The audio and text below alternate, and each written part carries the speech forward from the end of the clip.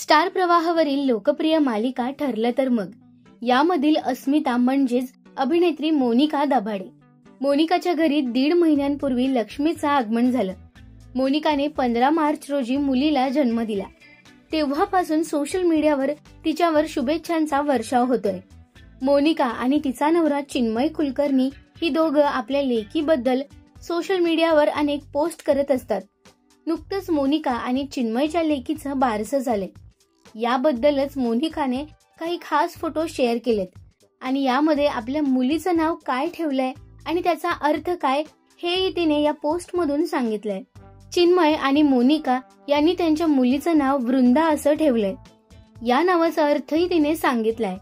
मोनिकानं लिहिलं आहे की आमची वृंदा म्हणजेच पवित्र तुळस, तुमच्या सगळ्यांचे प्रेम आणि आशीर्वाद सदैव असू द्या.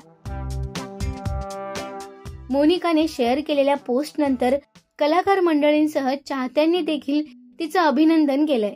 शिवाय असे अर्थपूर्ण आणि गोड नाव ठेवल्याबद्दल मोनिका चिन्मयचे कौतुकही होते. मालिकेतील तिची सहकलाकार जुई गडकरी हिनेही या पोस्टवर कमेंट करत चिमुकल्या वृंदाचं कौतुक केलंय. मोनिकाने तिच्या प्रेग्नन्सी काळात विविध फोटोज आणि व्लॉग शेअर केले होते.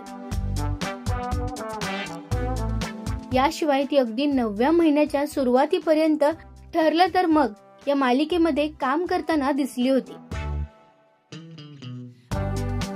वृंदा मोठी झाल्यावर लवकरच मोनिका आपल्याला परत ठरलं तर मग या मालिकेत दिसून येणार आहे. तुम्ही मोनिकाला म्हणजेच आपल्या लाडक्या अस्मिताईला पाहायला उत्सुक आहात का हे आम्हाला कमेंट मध्ये नक्की सांगा.